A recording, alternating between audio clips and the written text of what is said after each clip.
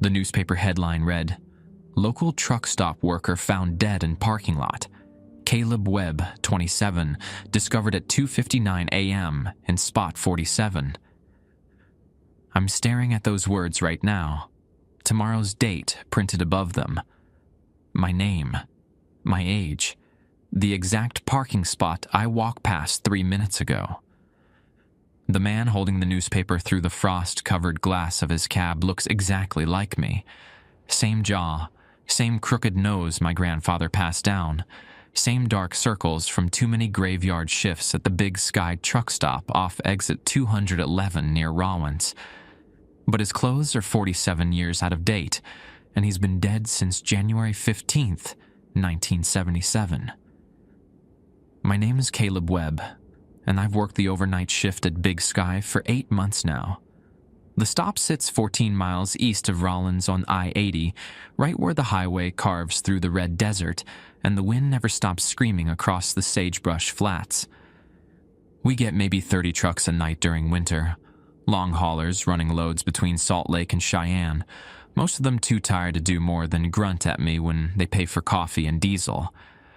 Spot 47 is at the far end of our lot, past the propane tanks, near the fence where the prairie starts and the highway lights end. I'd noticed the old Peterbilt parked there every night since I started, a 1973 model with Montana plates, engine idling, cab lights on, driver reading a newspaper behind the wheel. I figured he was a regular, maybe some old-timer who liked that particular spot. Truckers are superstitious like that. But I never saw him leave, never saw him fuel up or come inside for coffee, never saw him move at all. Last week, I finally checked our security footage, scrolled back through 6 months of recordings, and I watched Spot 47 sit empty until 2:47 a.m. every single night.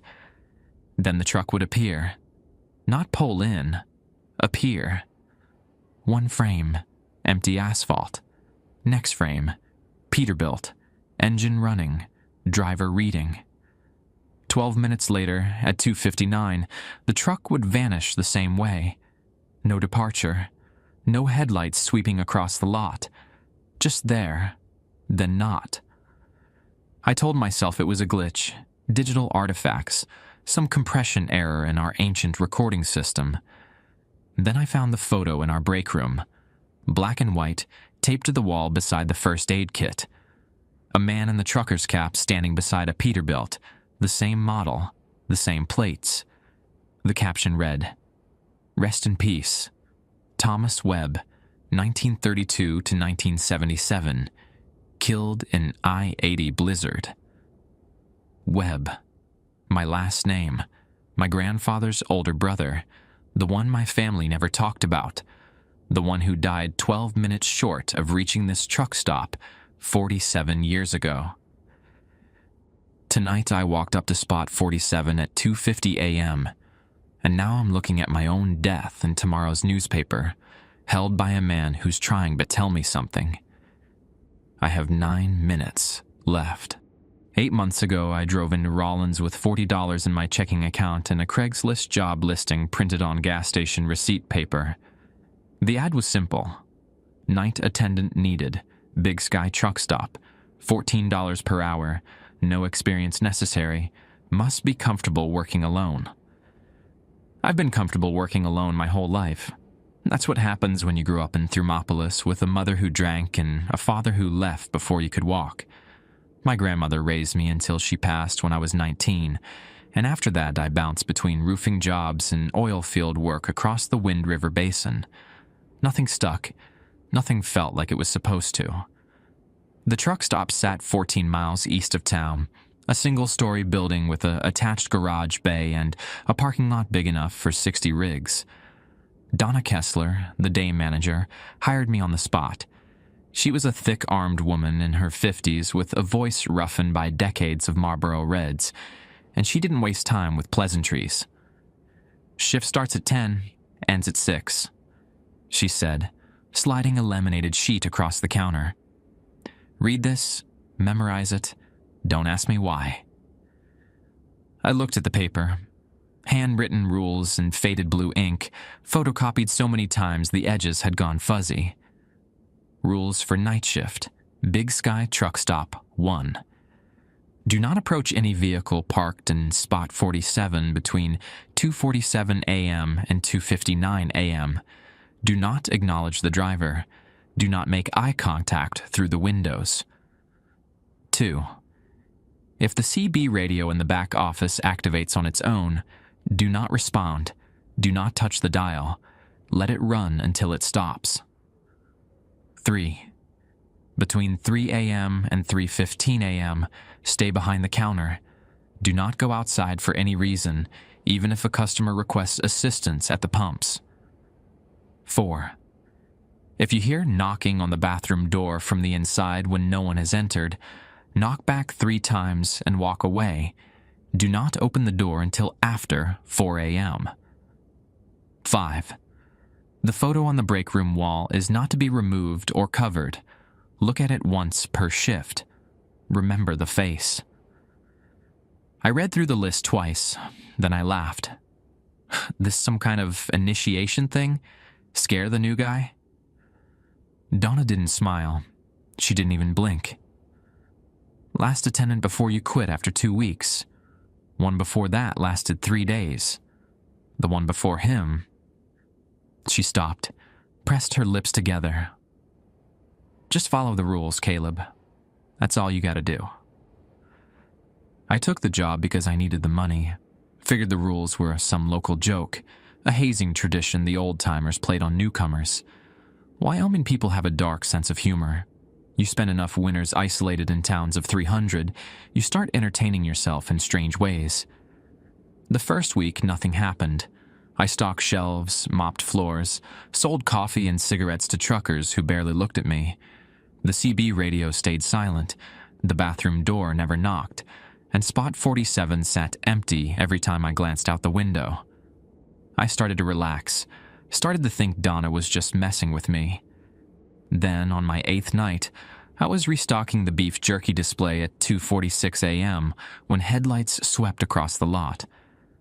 I looked up, expecting to see a rig pulling in from the highway. The lot was empty. But when I blinked, there it was. An old Peterbilt, rust climbing up the wheel wells, parked in spot 47 like it had always been there. Engine rumbling, cab light on. A figure behind the wheel, head bent over something in his lap. I checked my watch. 2:47 exactly. My hand was already reaching for the door handle when I remembered the first rule. I stopped, stepped back, watched. For 12 minutes the truck idled. The driver never moved, never looked up. At 2:59, I glanced down on my phone to check a text from my buddy Dale in Lander. When I looked back up, spot 47 was empty. No engine sound fading into the distance. No taillights disappearing toward the highway. Just black asphalt and the wind pushing tumbleweeds against the chain-link fence. I told myself I'd imagined it. Told myself the desert played tricks on tired eyes. But the next night, at 2:47, the truck appeared again. Same spot, same posture, same 12 minutes before vanishing. And on the third night, I finally looked at the photo in the break room. Really looked at it. The man standing beside the Peterbilt had my grandfather's jawline, my grandmother's eyes, and a name that matched the one on my birth certificate. Thomas Webb. Dead 47 years. Parked in spot 47. I started counting the nights after that. Started paying attention to the rules. I should have kept counting. Should have kept my distance. But last night, I walked up to that truck. And now I know what Thomas has been trying to tell me. The wind cut through my Big Sky windbreaker like it wasn't there. January in the red desert drops temperatures to 15 below when the sun goes down, and tonight the cold had teeth. But I couldn't feel it. Couldn't feel anything except the weight of my own name staring back at me from that newspaper. Caleb Webb, 27, discovered at 2:59 a.m. in spot 47. The man behind the wheel, Thomas, my grandmother's brother, dead before she ever married my grandfather, watched me through glass that should have been frosted solid, but remained perfectly clear on his side. His eyes were the same gray-blue as mine, the same gray-blue as every web I'd ever seen in old family photos. He tapped the newspaper again, then he pointed to the passenger seat. I didn't want to look.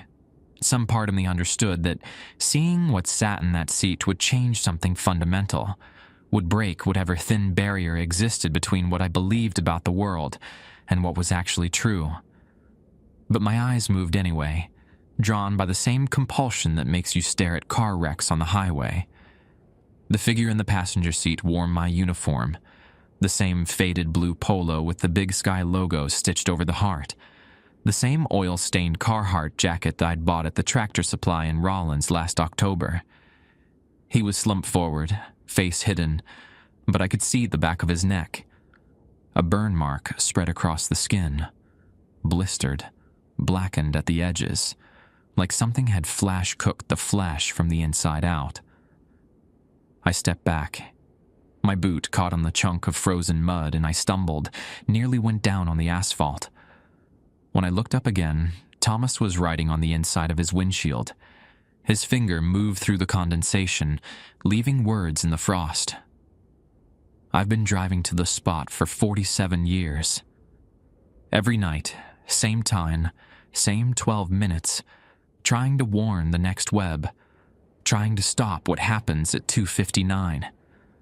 But I'm always 12 minutes too late, and you have 9 minutes left. 9 minutes. I checked my phone. 2:50 a.m. The numbers glowed against the dark like an accusation. Thomas was pointing again. Not at the newspaper this time. Not at the body in the passenger seat. He was pointing past me, toward the back of the parking lot where the propane tanks sat in their concrete bunker near the fence line. I turned. The tanks looked the same as always. 2 massive cylinders painted white, feeding the heating system for the truck stop and the emergency generators we kept for blizzards. Donna had told me during training that they held enough propane to run the building for 3 weeks without a refill. Enough propane to level everything within 200 feet if something went wrong. I looked back at Thomas. He was holding up the newspaper again, and this time I noticed the smaller headline beneath my death notice. Propane leak suspected and fatal explosion. I thought about the maintenance logs Donna kept in the back office, thought about the work order from last month that noted a minor valve irregularity on tank 2. The repair had been scheduled for next week. Budget constraints, Donna had said. The company that owned Big Sky was cutting corners everywhere. Thomas pressed his palm flat against the window. The gesture felt desperate, pleading. His mouth moved, forming words I couldn't hear through the glass, but I could read them well enough. Run. Warn them. Don't be here at 2:59. I wanted to ask him questions, wanted to understand how this was possible, how a dead man could spend 47 years tracked in 12 minutes, how he could know about a propane leak that hadn't happened yet, how any of this made sense in a world governed by physics and time and the basic laws I'd learned in high school science class. But I only had 8 minutes now, and the body in the passenger seat, my body, wearing my clothes, burned by an explosion I hadn't survived, was all the proof I needed. But Thomas wasn't lying. I ran. The cold hit me full force as I sprinted across the lot, boots slipping on patches of black ice, lungs burning from air that felt like breathing through a freezer. The truck stop's front windows glowed yellow against the dark, and I could see the silhouette of the coffee station inside, the rack of magazines, the counter where I'd spent countless nights reading paperbacks and watching the hours crawl past. I burst through the door hard enough to rattle the bells hanging from the handle. The warmth inside felt like stepping into a different world, but I didn't stop to appreciate it. I went straight for the back office, for the emergency binder Donna kept on the shelf above the CB radio. The binder was thick, filled with procedures for everything from armed robbery to chemical spills. I flipped through until I found the section on propane emergencies. The instructions were simple. Evacuate immediately. Call 911. Contact the propane company's emergency line. Do not attempt to locate or repair the leak yourself. I grabbed the office phone and dialed 911. My hands were shaking, not from cold anymore, but from something deeper, something that had settled into my bones when I saw my own corpse sitting in that passenger seat. Sweetwater County 911, what's your emergency? This is Caleb Webb at Big Sky Truck Stop. Mile marker 211 on I-80. I need to report a propane leak. Possible explosion risk. I need fire and hazmat out here now. The dispatcher's voice stayed calm, professional. Sir, can you confirm there's an active leak? Do you smell gas? I paused. Did I smell gas? I hadn't checked. Hadn't done anything except run from a ghost truck and dial the phone. But Thomas had shown me that newspaper for a reason. The headline had been clear. I have reason to believe the tanks are compromised, I said. Valve irregularity was reported last month. Repair wasn't completed. I'm evacuating the building now. Emergency services are being dispatched. Please move at least 500 feet from the structure and stay on the line. I set the phone down on the counter and looked at the clock on the wall. 2:54 a.m. 5 minutes. There were two other people in the building.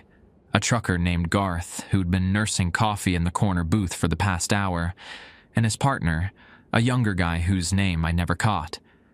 They looked up when I came out of the office. We need to leave, I said. Right now. Propane leak. Possible explosion. Garth didn't argue, didn't ask questions. He was a long hauler, probably 40 years on the road, and he knew better than most that you don't second-guess warnings about things that can kill you. He grabbed his thermos and his jacket and headed for the door, his partner right behind him. I followed them out into the cold, and as we crossed the lot toward the highway, I looked back at Spot 47. The Peterbilt was still there. Thomas was still behind the wheel. And he was smiling. We stood at the edge of the highway, maybe 600 feet from the truck stop, watching the building like it might detonate at any second. The wind had picked up, driving needles of ice across the exposed skin of my face, and I'd left my gloves inside on the counter next to the register. Garth had his phone out, flashlight on, checking the time every few seconds. His partner, I learned his name was Emmett, a kid from Rock Springs making his first long-haul run, kept bouncing on his heels, whether from cold or nerves I couldn't tell. You sure about this? Garth asked. His voice was gruff, but not unkind. Propane leaks. You usually smell them. That mercaptan they add stinks like rotten eggs. I'm sure, I said. I wasn't about to explain how I knew. Wasn't about to tell two strangers that a ghost in a 47-year-old Peterbilt had shown me tomorrow's newspaper with my obituary printed below the fold. Garth shrugged. Your call. Rather be wrong and alive than right and scattered across a quarter-mile of sagebrush. I checked my phone. 2:56 a.m. 3 minutes. The parking lot looked empty from this distance, just yellow pools of light from the overhead lamps and the dark bulk of the building hunched against the prairie. I couldn't see Spot 47 from here. It was around the back near the fence, but I knew Thomas was still there, still waiting, still hoping I'd listened. Headlights appeared on the highway, coming fast from the west. For a moment, I thought it was the fire department, but the vehicle was wrong. A white pickup truck with a contractor's toolbox in the bed, probably some rancher heading home late from Rollins. It slowed as it passed us, standing on the shoulder, the driver's face a pale blur behind the window, then accelerated and disappeared into the dark toward Laramie. How long till the cavalry arrives? Emmett asked. His teeth were chattering. Dispatcher said 10 minutes from the Rowan station. Should be any time now. But 10 minutes felt like a lifetime when you were counting down to something you couldn't see or prove. I kept thinking about that body in the passenger seat, the burn marks on the neck, the way the flesh had bubbled and split like overcooked meat. If the propane tanks blew, that's what I'd look like. That's what they'd find in the wreckage, if they found anything at all. 2:57 a.m. The CB radio in Garth's truck crackled to life. He'd left it running when we evacuated, and now a voice came through the static, broken, distant, like someone transmitting from the bottom of a well. Webb, 12 minutes. Can you hear? Garth frowned, reached for his door handle. What the hell? That's not dispatch. Don't, I said. Don't touch it. He looked at me like I lost my mind, but something in my face must have convinced him. He let his hand drop. The voice on the CB continued, fragments of words fighting through interference. Tried to reach the stop. Blizzard came in fast. Couldn't see the road. 12 minutes short. Always 12 minutes. The transmission cut out. Static hissed for another few seconds, then the radio went silent. Emmett was staring at me. What was that? Who's Webb? I am, I said. It's my name. Before he could ask anything else, red and blue lights appeared on the horizon. The Rawlins Volunteer Fire Department, Engine 7, followed by a Sweetwater County Sheriff's Cruiser.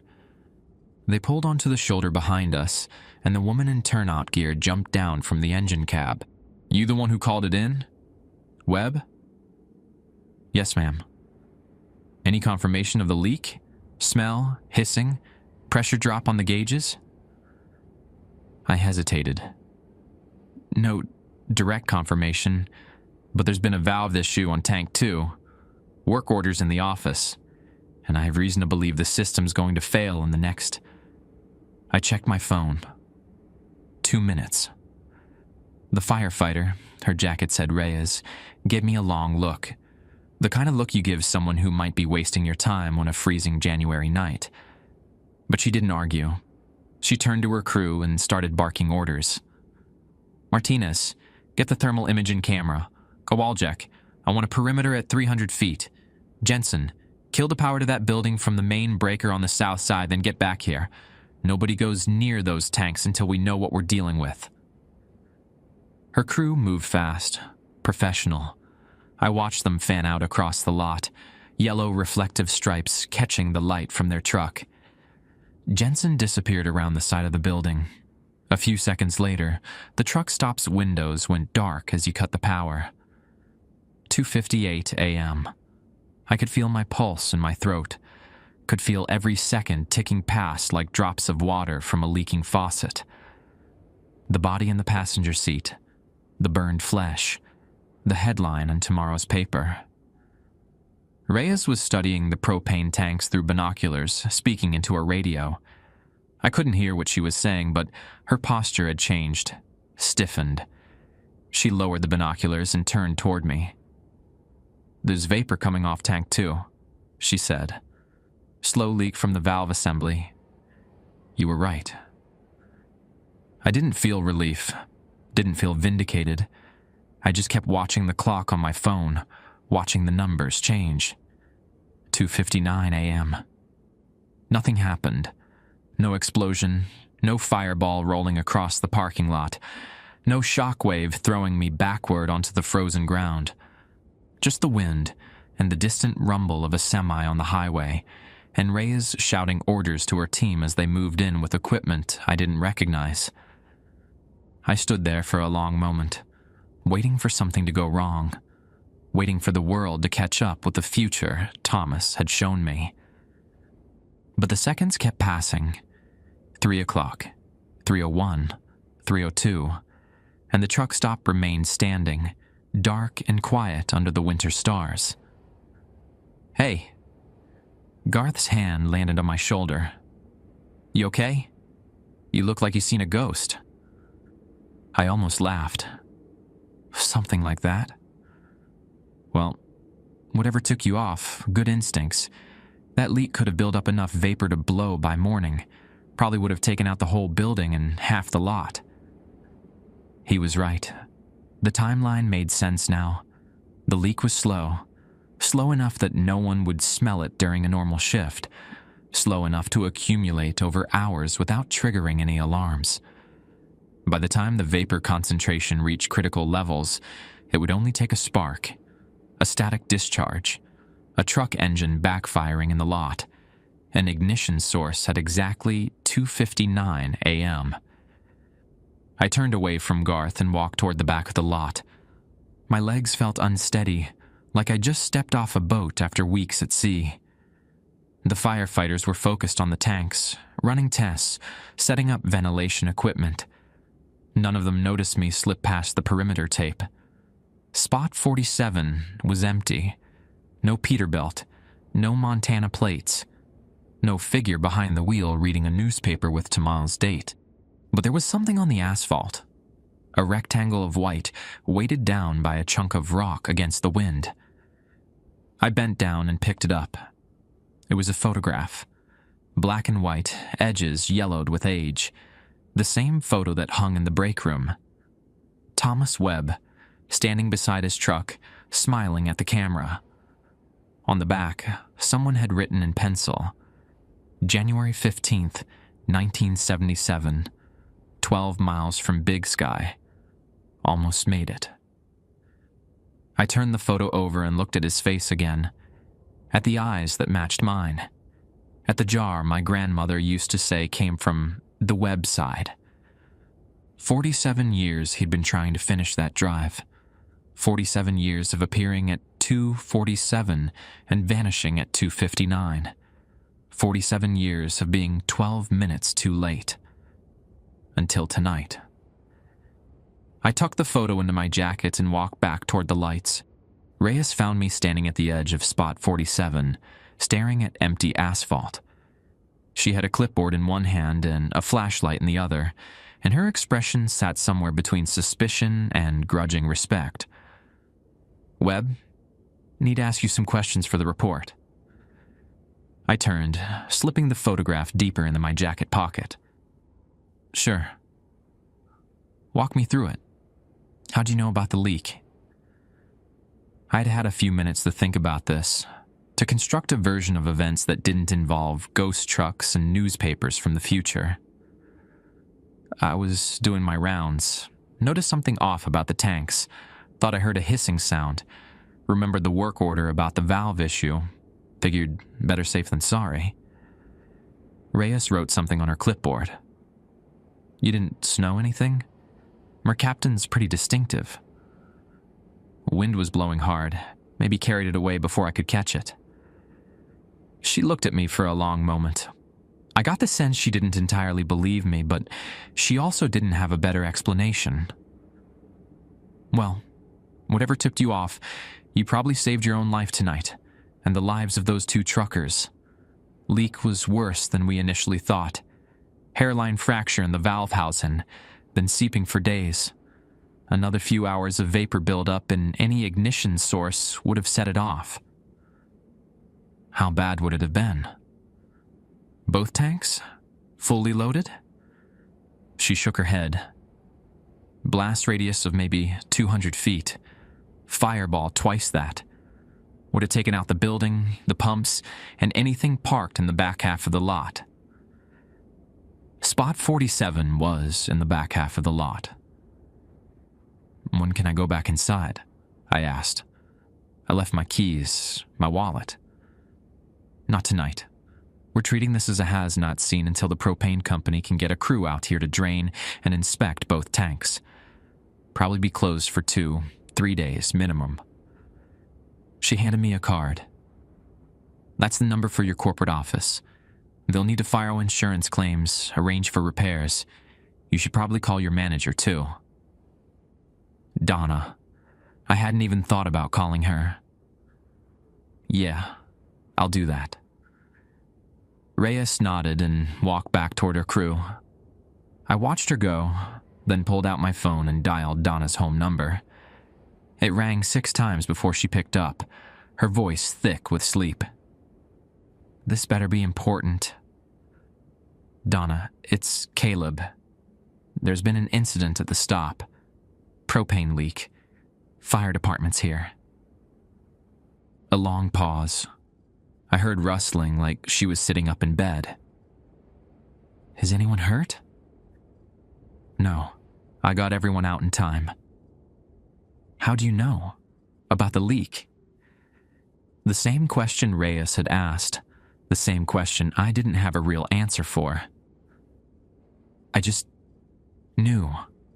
Call it instinct. Another pause. When Donna spoke again, her voice had changed, quieter, more careful. "Caleb, where exactly were you when you realized something was wrong?" I hesitated. "Why does that matter? Just answer the question." I was outside. Near the back of the lot, near spot 47. Donna exhaled slowly. "You saw him, didn't you? The driver." My grip tightened on the phone. "You know about the truck?" "I've worked at that stop for 23 years, Caleb. Everyone who's been there long enough knows about the truck. We just don't talk about it. Not to the new hires, not to anyone who hasn't seen it themselves." "Then why the rules? Why the list?" "Because the rules keep people safe, keep them from doing something stupid, like walking up to that cab and looking inside." She paused. "But you did, didn't you? You broke the first rule." "I had to. He was trying to tell me something." "Tell you what?" I looked across the lot at the darkened building, at the firefighters moving around the propane tanks with their equipment and their floodlights. "But I was going to die tonight, at 2:59 and spot 47, and must I stopped it." Donna was quiet for so long I thought the call had dropped. Them. Thomas Webb. That's who you saw. My grandmother's brother. I didn't even know he existed until I found that photo in the break room. She never told you about him? She never talked about her family much, just said they were complicated. Donna laughed, but there was no humor in it. That's one word for it. Thomas was her older brother by 6 years, drove trucks out of Billings for most of his life. January of 77, he was hauling a load down from Montana when that blizzard hit. You know the one I mean? I did. Every Wyoming native knew about the blizzard of 77. 40 inches of snow in 36 hours, winds gusting to 80 miles an hour, drifts that buried cars up to the roofs. People froze to death in their vehicles less than a mile from shelter because they couldn't see the road in front of them.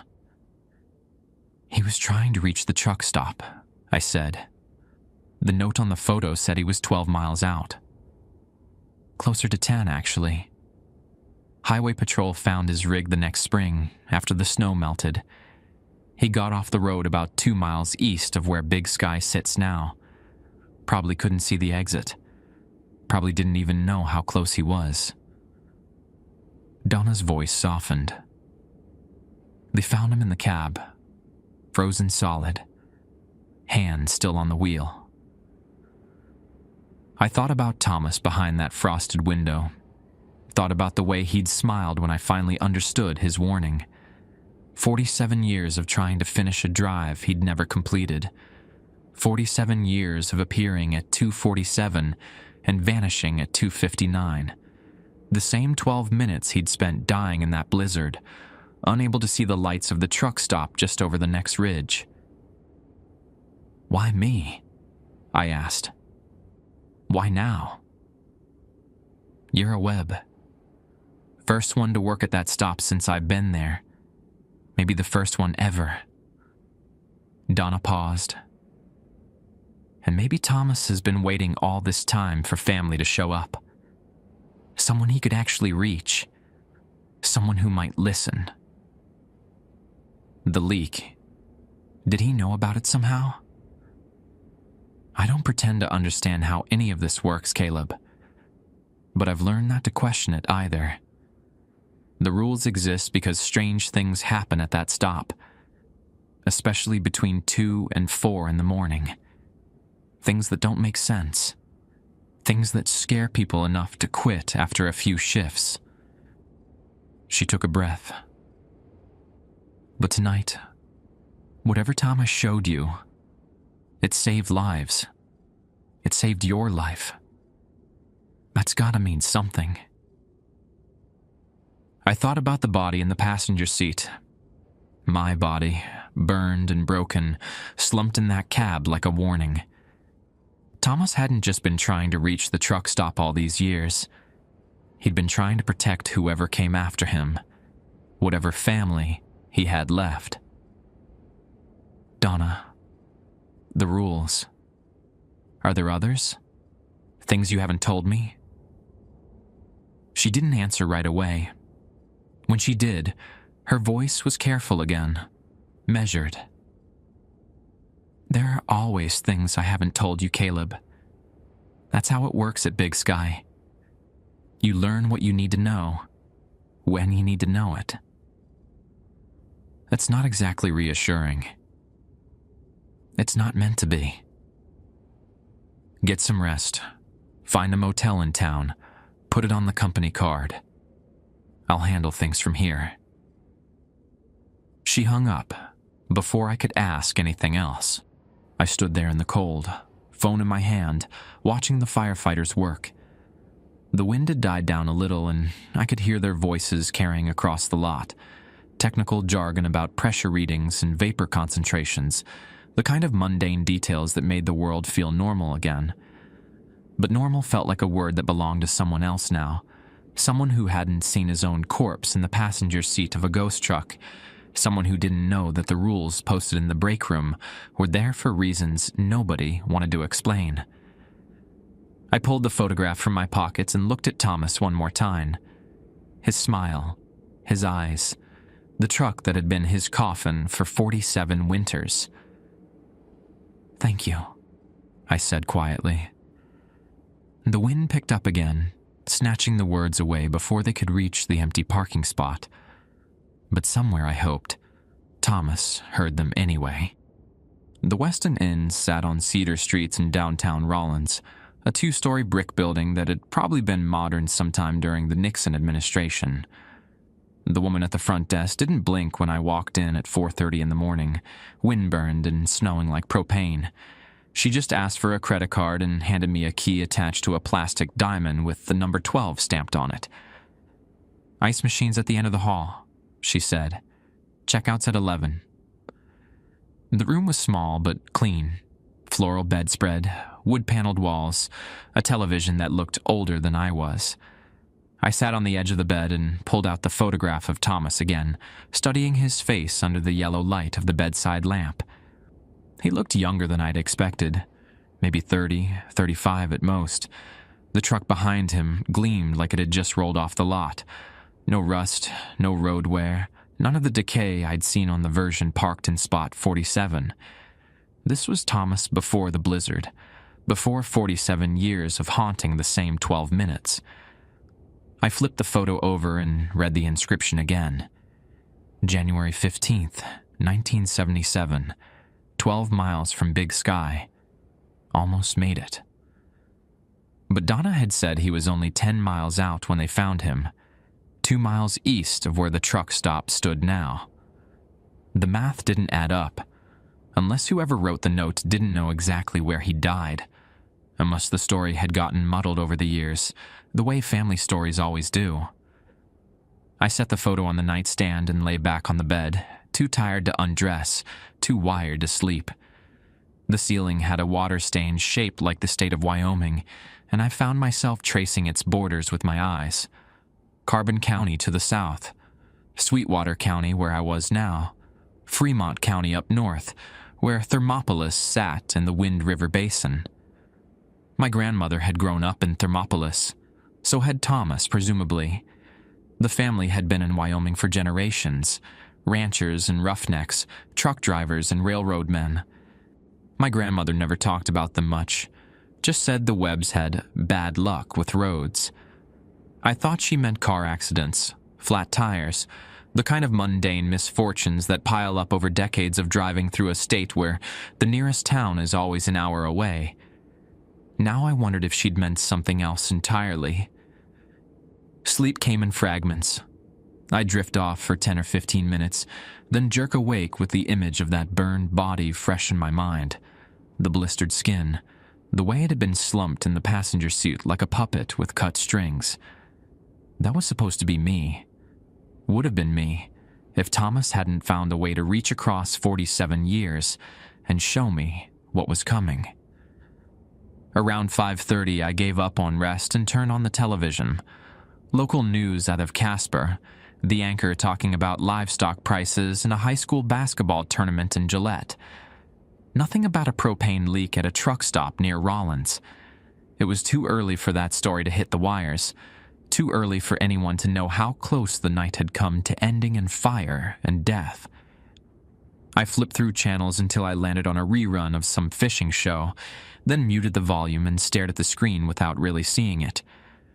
My mind kept circling back to the rules, the ones I'd followed, the one I'd broken. Donna had said there were things she hadn't told me, things I'd learn when I needed to know them. But what did that mean? Were there more rules? More dangers lurking in those dead hours between midnight and dawn? The CB radio in Garth's truck had activated on its own tonight. Thomas's voice, breaking through the static. I hadn't responded, hadn't touched the dial, but I'd listened. Did that count as following the rule or breaking it? And Rule 3, stay behind the counter between 3 and 3:15. I'd been outside during that window, standing at the edge of the highway with Garth and Emmett while the firefighters worked. Did that matter? The truck stop had been evacuated. There was no counter to stand behind. But rules didn't care about context. Rules just were. I was spiraling. I knew I was spiraling. The kind of circular thinking that comes from too little sleep and too much adrenaline, the brain chasing its own tail because it doesn't know how to process what it's experienced. I needed to eat something, drink some water, ground myself in the ordinary world before I started seeing ghosts in every shadow. The vending machine in the hallway had stale crackers and the candy bar that might have been there since the Clinton years. I bought both, along with a bottle of water that was mostly ice, and carried them back to my room. The door was open. I stopped in the hallway, crackers crinkling in my grip. I closed that door, locked it. The key was still in my pocket, the plastic diamond digging into my thigh. But the door stood open by about 6 inches, yellow light spilling out into the dim corridor. I approached slowly, pushed the door wider with my foot. The room looked exactly as I'd left it.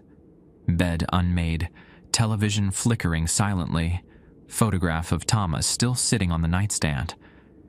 Except there was something on the photograph now. A piece of paper, folded once, resting on top of Thomas's face. I stepped inside and let the door swing shut behind me.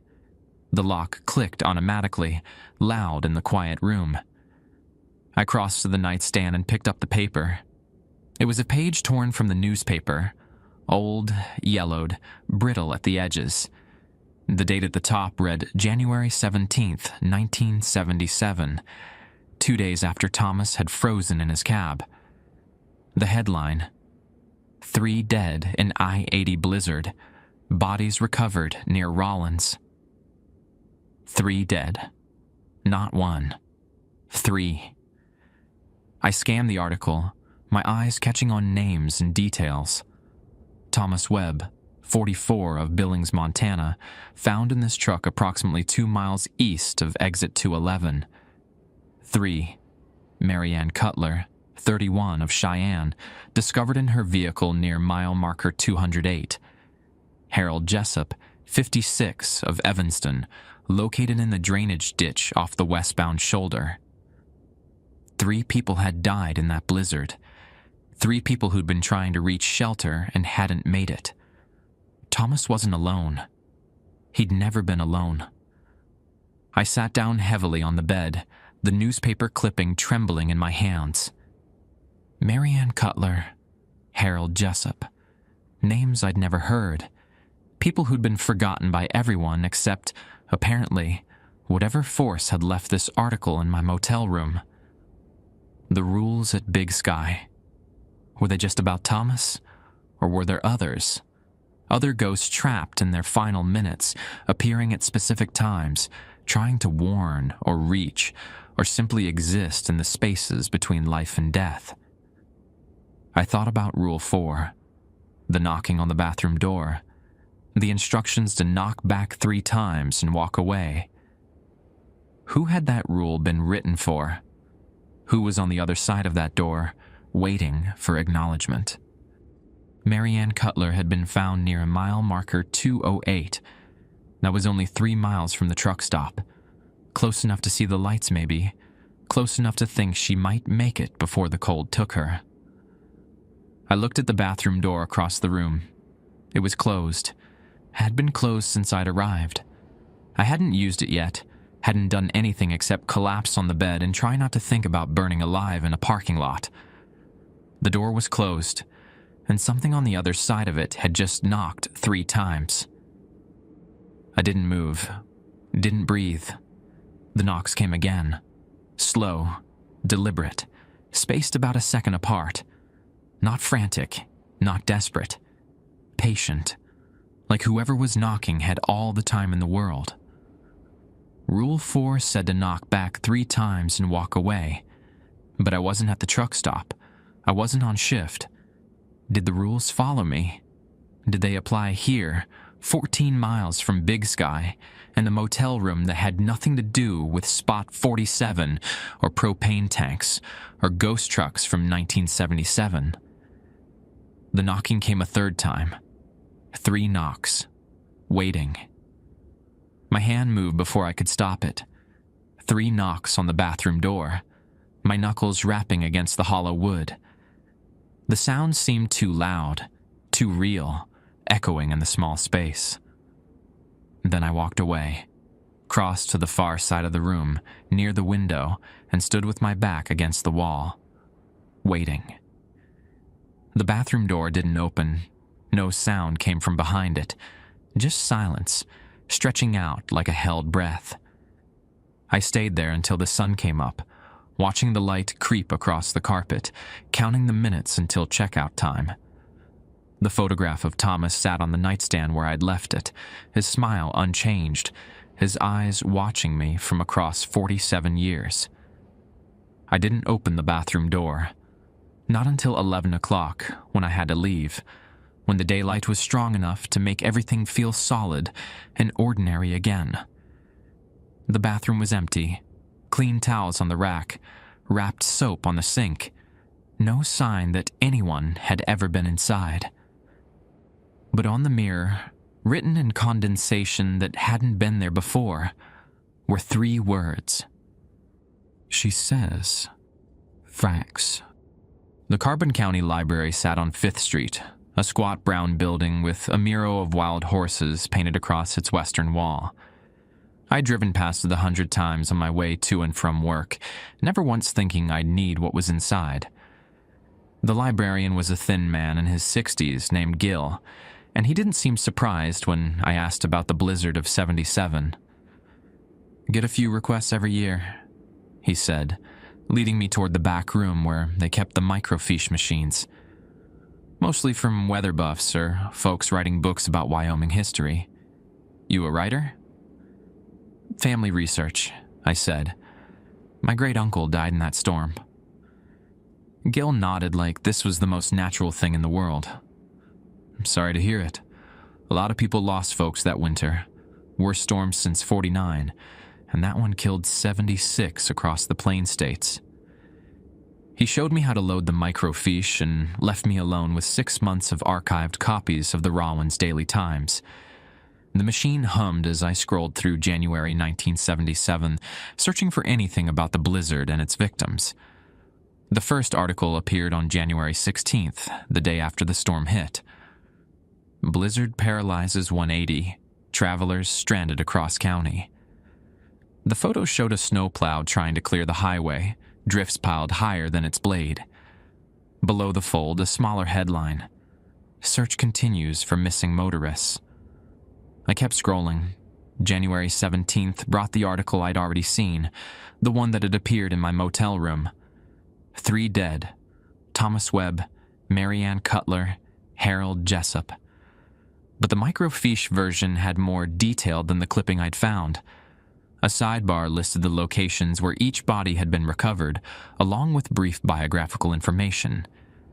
Thomas Webb, 44, of Billings, Montana, long-haul trucker, found in his cab 2 miles east of exit 211, survived by his sister, Eleanor Webb of Thermopolis. Eleanor. My grandmother's name.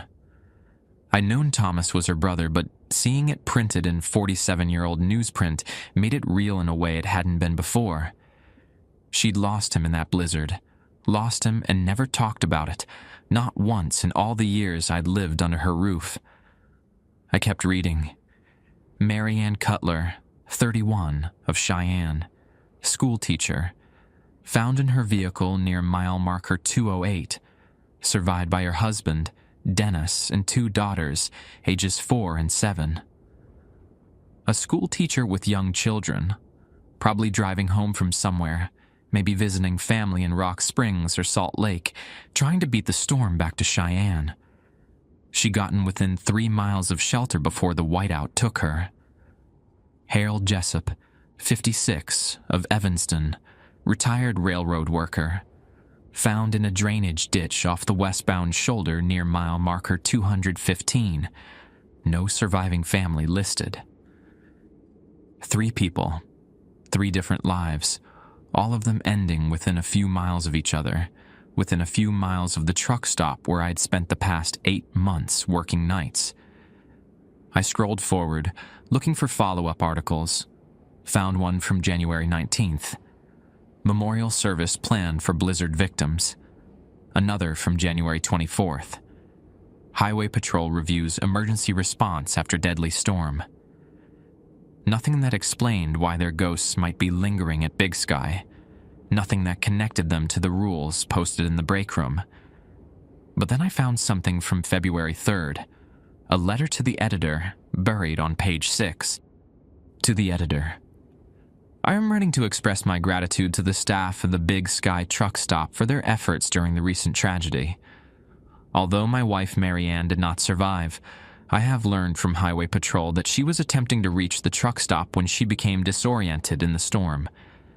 The staff had left emergency lights burning and CB radio broadcasts running throughout the night, hoping to guide stranded travelers to safety. It is small comfort, but I believe Marianne knew help was close.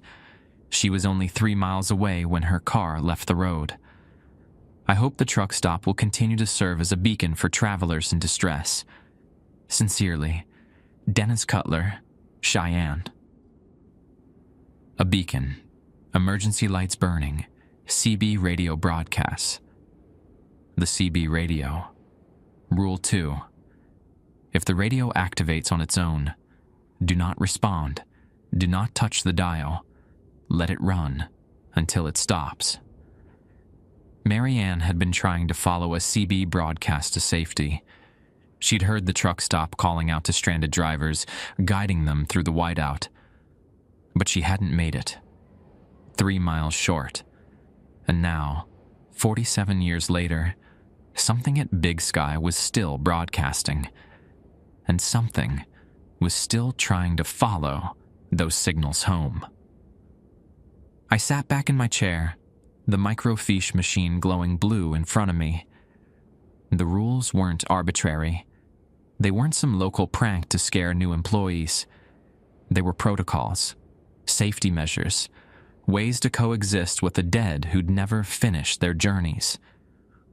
Rule 1. Don't approach spot 47. That was Thomas, trapped in this 12-minute loop, trying to complete a drive he'd never complete. Rule 2. Don't respond to the CB. That was the broadcast from 77, still echoing through whatever frequency ghosts use to communicate. Responding might pull something through, might give it a path to follow. Rule 4. Knock back 3 times on the bathroom door. Marianne. She says thanks, acknowledging her without opening the door, without letting her in. But what about Rule 3? Stay behind the counter between 3 and 3:15. And Rule 5. Look at the photo in the break room once per shift. Who are those rules for? I thought about Harold Jessup, retired railroad worker from Evanston, found in the drainage ditch. No surviving family. Maybe he'd been the lonely type, the kind of man who spent his final years riding buses and gumming rides just to have somewhere to go. Maybe he'd stopped at truck stops for coffee and conversation, the only social contact he got. Or maybe there was something else, something the newspaper hadn't printed. I scrolled back to the January 17th article and read Harold's entry again. Found in the drainage ditch off the westbound shoulder near mile marker 215. That was east of the truck stop, the opposite direction from where Thomas and Marianne had been found. Harold had been heading toward Rollins, not away from it. But mile marker 215 was only 6 miles from Big Sky. He'd passed the truck stop, passed it, and kept driving into the storm, even though shelter was right there. Why would someone do that? Why would anyone drive past a lit building in the middle of a blizzard? Unless they had a reason to avoid it. Unless something at the truck stop had scared them back onto the road. I made a note to look up Harold Jessup later. For now, I had enough pieces to start assembling a picture. 3 ghosts from the same storm. 3 rules designed to manage their presence. And 1 night shift worker who'd broken the first rule and somehow lived to tell about it. My phone buzzed. A text from Donna. Propane company finished repairs. Stop reopens tonight. Can you work your regular shift? I stared at the message for a long time. Part of me wanted to say no, wanted to pack my truck and drive back to Thermopolis or Lander or anywhere else, put as many miles as possible between me and Big Sky and the dead who gathered there between midnight and dawn. But another part of me understood something now. The rules existed because they worked. People had been following them for decades, coexisting with Thomas and Marianne and whoever else lingered at that truck stop. The night shift wasn't dangerous if you knew what to expect, if you respected the boundaries. And Thomas had saved my life. He'd spent 47 years waiting for a Webb to show up, someone he could warn, someone who might listen. I owed him something for that. Owed him more than just running away. I texted back, "I'll be there at 10. Then I gathered my notes, thanked Gil for his help, and walked out into the pale January sunlight. The wind had died down overnight, and Rollins looked almost peaceful in the late morning stillness. Just a small town on the edge of the Red Desert, minding its own business, keeping its secrets. I had 6 hours until my shift started. 6 hours to eat, sleep, and prepare myself for whatever came next. Because I knew now that the rules weren't complete. Donna had admitted as much. There were things she hadn't told me, things I'd learn when I needed to know them. Tonight, I was going back to Big Sky, and this time, I was going to pay attention. The truck stop looked different when I pulled into the lot at 9:45 that night. The propane tanks had been cordoned off with orange construction fencing, and a temporary heating unit hummed near the back entrance. But the lights were on, the pumps were running, and Donna's Ford was parked in its usual spot near the dumpsters. She was waiting for me inside, standing behind the counter with a cup of coffee and an expression I couldn't quite read. Relief, maybe, or something closer to resignation. Didn't think you'd come back, she said. Neither did I. She nodded like this was the answer she'd expected. Coffee's fresh. Made it myself about 20 minutes ago. The new heating unit's loud as hell, but it works. Should have the main tanks back online by the end of the week. I poured myself a cup and took my usual spot behind the register. The break room door was open, and I could see the photo of Thomas still hanging on the wall. Same smile, same truck, same man who'd saved my life less than 24 hours ago. I did some research today, I said, at the library. Found articles about the blizzard. Donna's coffee cup paused halfway to her mouth. What kind of articles? The kind that mentioned 3 people dying, not just one. Thomas Webb, Mary Ann Cutler, Harold Jessup. I watched her face as I said the names, saw something flicker behind her eyes. You knew about them. All of them.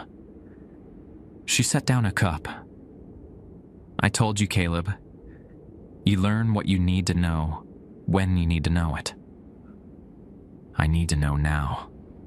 Mary Ann's connected to Rule 4, isn't she? The bathroom door. She was trying to reach the restroom when she died. Not here. At a rest area about 5 miles west. They found her 20 feet from the building. She could see the lights, but couldn't make it through the drifts. Donna's voice was flat, reciting facts she'd probably repeated a dozen times to a dozen different night workers. She shows up here sometimes, knocks on doors, bathroom, supply closet, anywhere she thinks might be shelter. You acknowledge her, she moves on. You ignore her, she keeps knocking all night. And if you open the door, don't. The way she said it told me everything I needed to know. Someone had opened the door once. Someone had let Mary Ann in. And whatever happened next had been bad enough to add a rule to the list. What about Harold Jessup? I couldn't figure out his connection. He was found east of here, heading toward Rollins. He drove past the truck stop in the middle of a blizzard. Why would anyone do that? Donna was quiet for a long moment. She picked up her coffee again, took a slow sip, and set it back down. Harold Jessup was a regular here back in '77. Came through every few weeks on his way between Evanston and Cheyenne. Nice enough guy. Kept to himself mostly. But he had a habit that made some of the staff uncomfortable. What kind of habit? He liked to watch people. Sit in the corner booth for hours, nursing a single cup of coffee, just watching whoever came through the door. Never said anything threatening, never did anything wrong, but there was something about the way he looked at folks that put them on edge. I thought about the drainage ditch where they'd found him, the westbound shoulder. He'd been heading toward Rollins when he died, which meant he'd been coming from the direction of Big Sky. He stopped here that night, the night of the blizzard. He did. Sat in his usual booth for about an hour while the storm picked up outside. Then one of the waitresses, a girl named Patty who worked the night shift back then, she told him he ought to stay put. Said nobody should be driving in weather like that. Ghana paused. Hale didn't take it well. Got upset. Said he knew when he was being watched, and he didn't appreciate people keeping tabs on him. Stormed out to his car and drove off into the whiteout. And Rule 3? Stay behind the counter between 3 and 3:15? Donna looked at me with something like pity. Hale died around 3:07. Highway Patrol figured he lost control on a patch of ice, went into the ditch, couldn't get out, froze before anyone could find him. She gestured toward the window, toward the dark parking lot beyond. Sometimes, between 3 and 3:15, you can see him out there, walking through the lot, looking in the windows. Watch him. What happens if you go outside? He follows you, matches your pace exactly, stays about 20 feet behind, never gets closer, never falls back, just watches. Donna's voice dropped. One of the guys who worked here in the 90s, he didn't know about Harold. Went out to help a trucker with a flat tire right at 3:05. Harold followed him all the way to the truck, then stood there watching while he worked. The guy said it felt like being prey, like something was sizing him up, deciding whether he was worth the effort. But Hale doesn't do anything? Just watches? Far as I know, that's all he does. But I wouldn't test it. There's a reason the rule says stay inside. I absorbed this. 3 ghosts from the same storm. 3 rules to manage their presence. Thomas in his truck, looping through the same 12 minutes. Marianne knocking on doors, looking for shelter she'd never find. Harold watching from the darkness, alone and suspicious, the way he'd been in life. Rule 5, I said. Looking at the photo. What's that about? Donna almost smiled. That one's for Thomas. Somebody figured out years ago that if you acknowledge him, really look at his picture, remember he existed, he stays calmer, doesn't wander as much, keeps to a spot. She shrugged. Think of it like visiting a grave. You're not doing it for yourself. You're doing it for them. I looked toward the break room again. Thomas's photo, faded and yellowed, taped to the wall beside the first aid kit. For 47 years, night shift workers had been looking at that photo, remembering a man they'd never met, keeping him anchored to spot 47 so he wouldn't drift into places he didn't belong. Why didn't you tell me all this when I started? Would you have believed me? She had a point. 8 months ago, I would have laughed at ghost stories and CB radio hauntings, would have assumed the rules were a joke and ignored them completely. Maybe that was why most people quit after a few shifts. They broke the rules before they understood what they were dealing with. The other workers who quit, I said. Did any of them get hurt? Actually hurt? Donna hesitated. Couple of them had experiences that shook them up pretty bad. One guy swore he saw Marianne's face pressed against the bathroom window from the inside. Another said Harold followed him to his car after a shift and stood in his headlights for 10 minutes, just staring. She paused. But nobody's died here since Thomas. Nobody's been seriously harmed. The rules work, Caleb. Long as you follow them. I wanted to ask more questions, but headlights swept across the lot as a semi pulled in from the highway. Donna straightened up and grabbed her keys. I should head out, let you get settled. She paused at the door. You did good last night, saving most people, trusting what Thomas showed you. Most folks would have written it off as a dream or a breakdown. You listened. He's family, I said, even if I never knew him. Donner nodded slowly. Maybe that's why he could reach you. Blood's got weight, Caleb. Carries things across distances other connections can't bridge. She pushed open the door, letting in a gust of cold wind. Have a good shift. And remember, follow the rules. Follow the rules. She left. I watched her taillights disappear onto the highway, then turned back to the empty truck stop. The coffee maker gurgled, the heating unit hummed, and somewhere out in the darkness, 3 ghosts from 1977 waited for the hours to tick toward the times that belonged to them. I checked my watch. 10:17. It was going to be a long night. The night passed without incident. No knocking on the bathroom door. No figure watching from the parking lot between 3 and 3:15. Just the usual parade of tired truckers buying coffee and diesel, the wind rattling the windows, and the slow crawl of hours toward dawn. I almost convinced myself that everything had changed, that by stopping the explosion I'd somehow broken the cycle, that Thomas and Marianne and Harold had found whatever peace ghosts find when their unfinished business gets finished.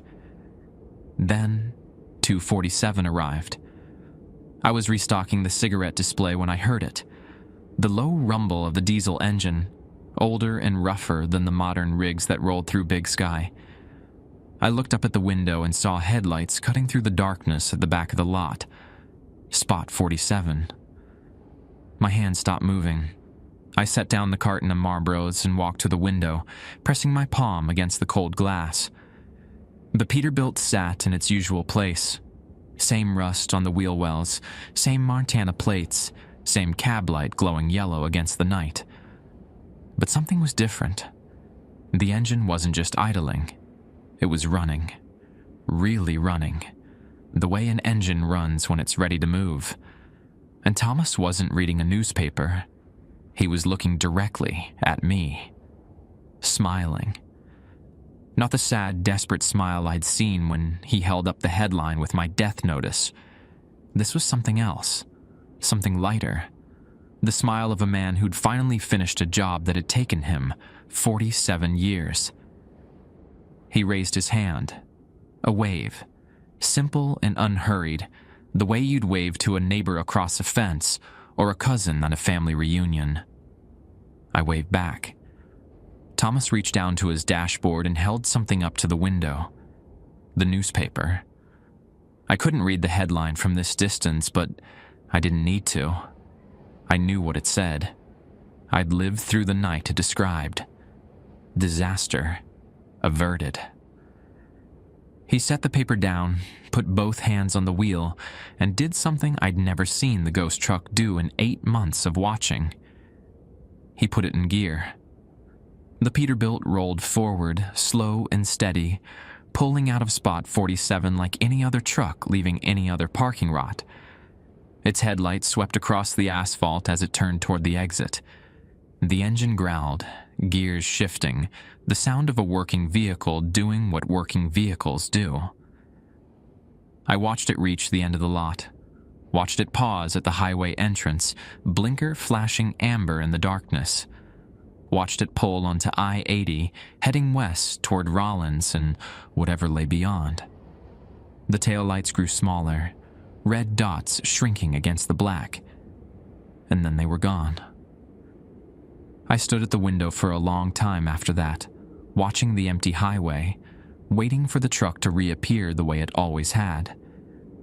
But 259 came and went, and spot 47 stayed dark. No loop. No 12-minute prison, just an empty parking space at the back of a truck stop in southern Wyoming. Thomas Webb had finally finished his drive.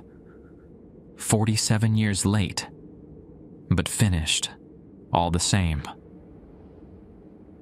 I still work the night shift at Big Sky, still follow the rules because Marianne and Harold haven't found their peace yet. Maybe someday, someone will figure out what they need. Maybe that someone will be me. But every now and then, when the wind dies down and the highway goes quiet, I think I hear a diesel engine in the distance. Not a ghost, just an echo. A reminder that some journeys are worth finishing, no matter how long they take. And that family looks out for family, even across the years, even across the divide between the living and the dead.